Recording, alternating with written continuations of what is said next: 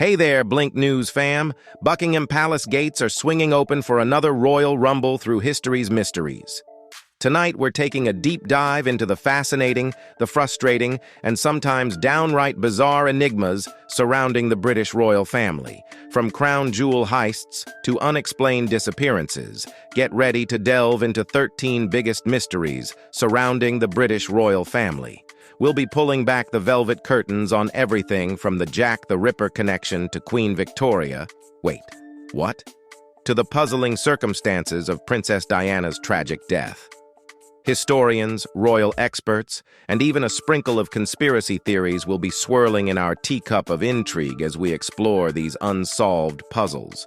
So grab your fascinators, or tiaras if you're feeling fancy, and settle in for a royally good time. We'll be uncovering the whispers of the past, the lingering questions of the present, and everything in between, as we explore the 13 biggest mysteries surrounding the British royal family. 1. The disappearance of King Edward V and his brother. King Edward IV of England ruled with a heavy hand, but his reign ended abruptly in 1483. A shadow fell over the kingdom when the king breathed his last. His eldest son, a mere boy of 12 named Edward V, was poised to take the throne. However, a complication arose. The young king wouldn't rule alone. The responsibility of guiding him would fall to his uncle, the Duke of Gloucester. The Duke, a man shrouded in whispers and ambition, stepped forward as protector of the realm. It seemed a noble gesture, ensuring a smooth transition for the young king. But whispers soon turned to gasps as the Duke made a startling move. He sent Edward V, along with his younger brother Richard, to the Tower of London. The Tower of London, a place that held both the crown jewels and the condemned. A residence for royalty, but also a prison for those who displeased the crown. Why would the Duke send the young princes to such a place? He claimed it was for their protection, but a chill wind of suspicion began to blow. Then, in June, the kingdom witnessed another shocking twist. The Duke himself ascended the throne, taking the crown as King Richard III. The whereabouts of Edward and Richard, the young princes, remained a chilling mystery. No joyous coronation, no sightings, no explanations. They simply vanished. Years passed, and rumors swirled thicker than London fog. Whispers of foul play, of a dark deed committed within the very walls of the tower. Then, a discovery. 2 small skeletons were unearthed within the tower grounds. Could these be the remains of the missing princes? The evidence was circumstantial, but the weight of suspicion fell squarely on King Richard III. To this day, the fate of the princes in the tower remains a dark stain on English history. Were they murdered by their ambitious uncle? Or did some other tragedy befall them? The answer, perhaps, lies buried deep within the tower walls, a silent testament to a kingdom shrouded in secrets. 2. Was Queen Elizabeth I a murderess? A cold wind whispered through Cumnor Place in 1560, carrying with it a rumor as chilling as the autumn air. Amy Robsart, wife of Robert Dudley, the dashing Earl of Leicester, was found lifeless at the foot of a grand staircase. Her neck, twisted at an unnatural angle, told a grim story. But the whispers spoke of a far more sinister tale. Queen Elizabeth I, the unmarried monarch, was said to be deeply fond of Robert. Some claimed it was love, a secret yearning that blossomed in the halls of power. Amy's death, then, became a macabre twist of fate, a convenient tragedy that could pave the way for a royal union. Tongues wagged, suspicion festered, and the whispers morphed into accusations. Elizabeth, the Virgin Queen, had orchestrated Amy's demise to clear the path for her own happiness. Yet the truth, like the shadows that clung to Cumnor Place, remained elusive. Maybe Amy, burdened by a life unfulfilled, had succumbed to despair, taking her own life in a desperate act. Perhaps a hidden illness, a gnawing cancer that sapped her strength, made a simple fall a deadly descent. Whispers of foul play swirled, but concrete evidence remained stubbornly absent. The death of Amy Robsart became a tangled web of speculation, forever linked to the enigmatic Queen Elizabeth. Did love and ambition lead to a deadly plot, or was it a cruel twist of fate? The answer, shrouded in the mists of time, continues to be a matter of debate, a chilling historical mystery that refuses to be silenced. 3. Is the royal family not actually descended from royal blood? Queen Elizabeth II's lineage stretches back through generations of British monarchs, ultimately connecting her to Queen Victoria. Victoria's reign was a long and prosperous one, but whispers of a secret have swirled around her family tree ever since her birth. While there's no doubt she was the daughter of the Duke of Kent, some historians have cast a shadow of doubt on his biological role. These suspicions hinge on two intriguing pieces of evidence. Firstly, hemophilia, a blood clotting disorder passed down through the X chromosome, mysteriously appeared in Victoria's children. Hemophilia was absent from the paternal side of her family, leading some to question if the true father might have carried the gene. Secondly, Victoria's grandfather, King George III, suffered from porphyria, a metabolic disorder. While the exact genetic link between porphyria and hemophilia is unclear, the unusual presence of both conditions in the royal bloodline fueled speculation. Despite these intriguing anomalies, the British royal family has consistently shut down any talk of a tainted lineage. The truth of Victoria's parentage may forever remain shrouded in the mists of history, a lingering puzzle within the grand narrative of the British monarchy. 4. Did Queen Victoria's uncle murder his valet?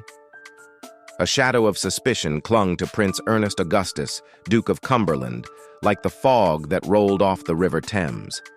Queen Victoria's uncle, the Duke, found himself embroiled in a scandal that threatened to tarnish his reputation forever.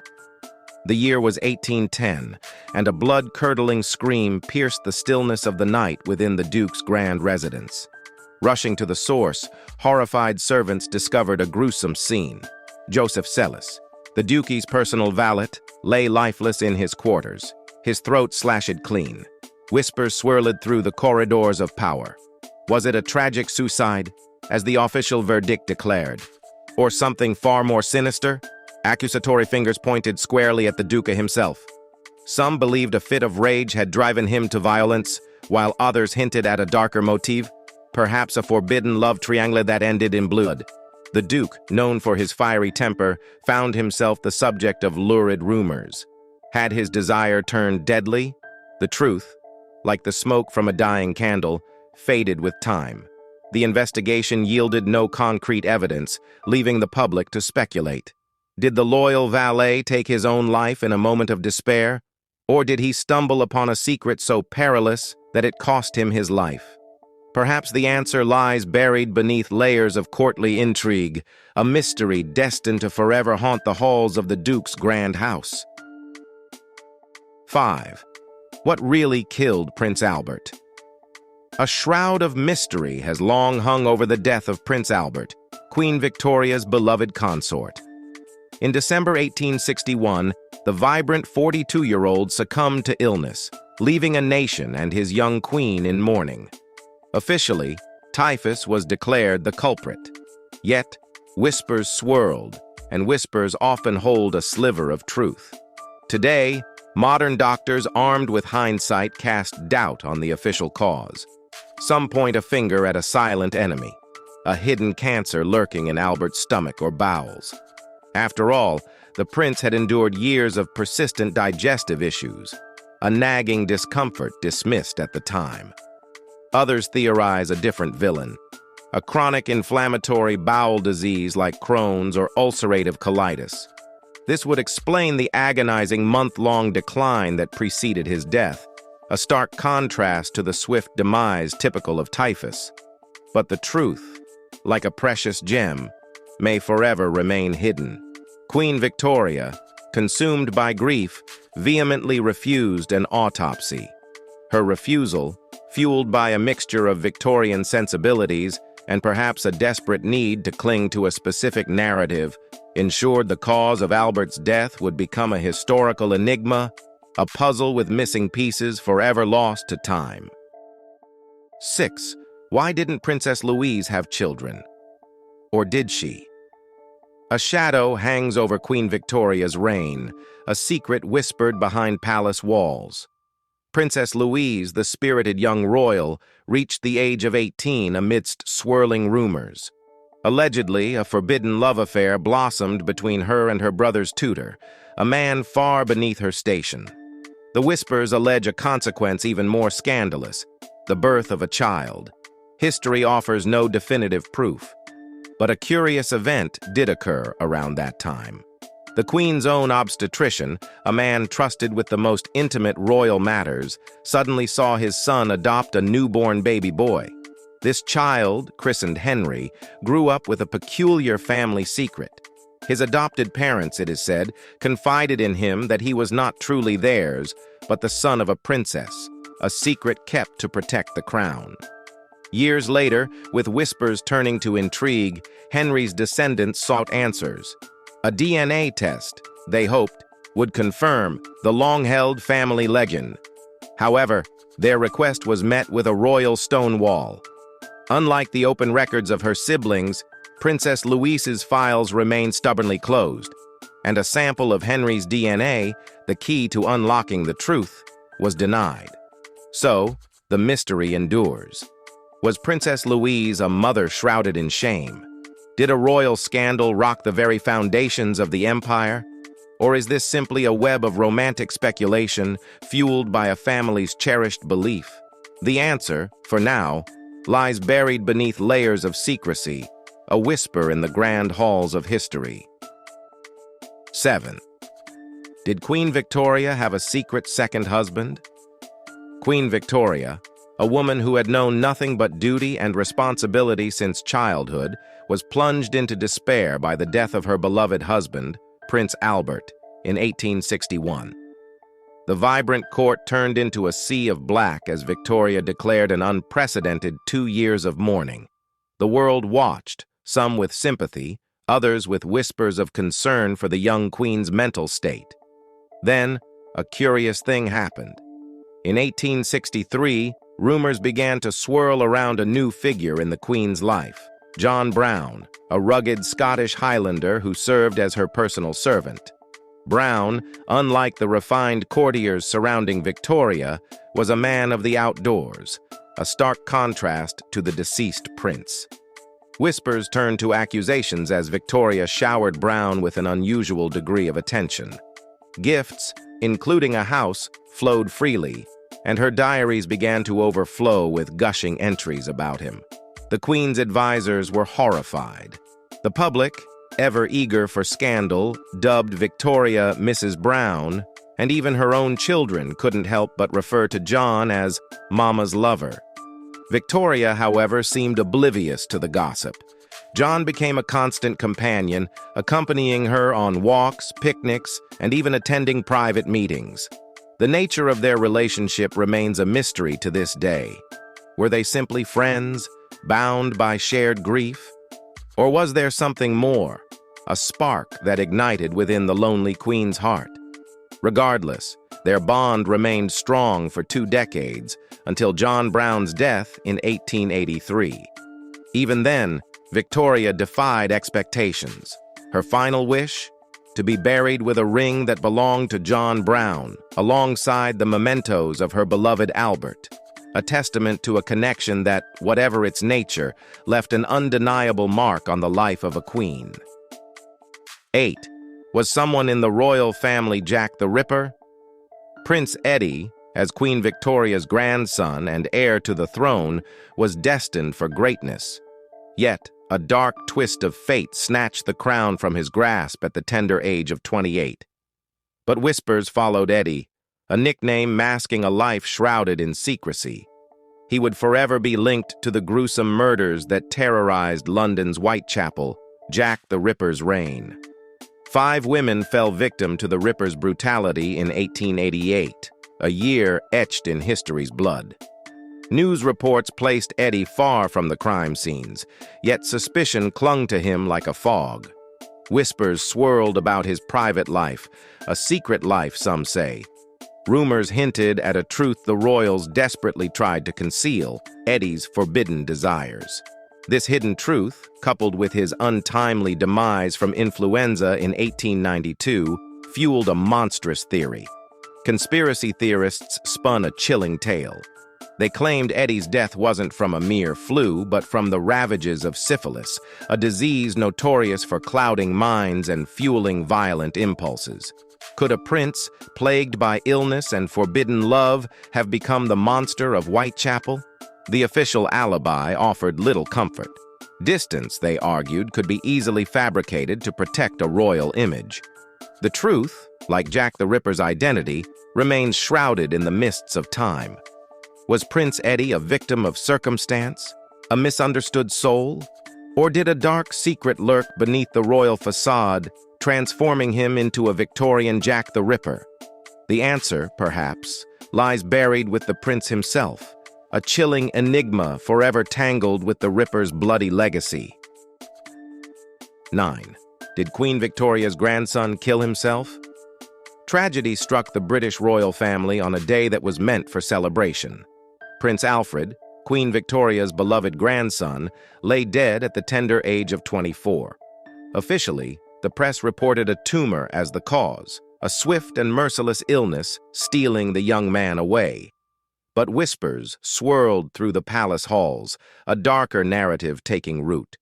The truth, it seemed, was far more unsettling. Rumors hinted at a different kind of darkness that had claimed Prince Alfred. The celebration, his parents' 25th wedding anniversary, turned into a chilling scene. According to some accounts, Prince Alfred, burdened by the weight of an emotionally difficult childhood, made a desperate choice. His aunt, Vicky, used a single loaded word to describe his short adult life: dissipated. Was this a life spiraling out of control, culminating in a moment of despair? The official story, the tumor, seemed a stark contrast to the whispers of a gunshot echoing through the festive halls. Behind the closed palace doors, a different story unfolded, a story of a troubled young prince, a family celebration shattered, and a truth shrouded in mystery. 10. Was Queen Victoria's daughter, Alice, cursed? Queen Victoria's second daughter, Princess Alice, was a woman seemingly touched by an endless string of misfortune. Some whispered of a curse, a dark cloud hanging over Alice and her descendants. The first tragedy struck in 1873. Alice's playful 2-year-old son, Friedrich, took a tumble from a second-story window. The fall might not have been fatal, but a cruel twist of fate intervened. Friedrich suffered from hemophilia, a rare blood disorder that made clotting nearly impossible. A simple fall triggered an unstoppable bleed in his brain, stealing his young life. 5 years later, a shadow of illness fell upon Alice's household. Diphtheria, a brutal respiratory illness, swept through the family. Alice's cherished daughter, Marie, a bright spark of only 4, succumbed to the disease. Grief-stricken, Alice tirelessly nursed her remaining children, but the illness proved too much for her. On the somber anniversary of her own father's death, Alice herself fell victim. Another life extinguished by the relentless disease. The misfortune seemed to follow Alice's bloodline. Her daughter, Alex, who married into the Russian royal family, the Romanovs, bore the terrible burden of hemophilia in her son. Decades later, in 1918, the world watched in horror as the tide of revolution swept through Russia. The Romanovs, including Alex and her sister Elizabeth, were captured and brutally murdered by the Bolsheviks. The echoes of tragedy continued. In 1978, Alice's grandson, Louis Mountbatten, a beloved mentor to Prince Charles, was assassinated by the IRA, an Irish paramilitary group.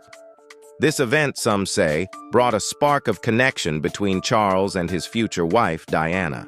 She reportedly offered him comfort in his grief. Sadly, that marriage, too, would end in heartbreak. And then, in a final cruel twist, Diana herself perished in a car crash in 1997, leaving behind a legacy of her own misfortune. Princess Alice's life story stands as a stark reminder of the fragility of life and the enduring grip of sorrow. Whether a curse or simply a cruel twist of fate, the seemingly endless tragedies that befell Alice and her descendants continue to captivate and sadden us to this day. 11. Was King George V murdered? King George V had ruled for over a decade, his once robust frame weakened by a persistent illness. The year was 1936, and whispers of his failing health hung heavy in the air. Then, on a cold January night, news broke. The king was dead. The nation mourned, a chapter turning on a reign that had weathered world wars and social upheaval. But the story, it seemed, wasn't quite over. 50 years later, a bombshell dropped. King George V hadn't succumbed peacefully to his illness. His death, according to his doctor's unearthed notes, was caused by a lethal dose of morphine and cocaine. Lord Dawson, the trusted physician, had administered the fatal concoction. Dawson's notes hinted at consultations with the Queen and the heir apparent, Prince Edward. However, the New York Times found no concrete evidence to support this claim. The murky situation sparked outrage.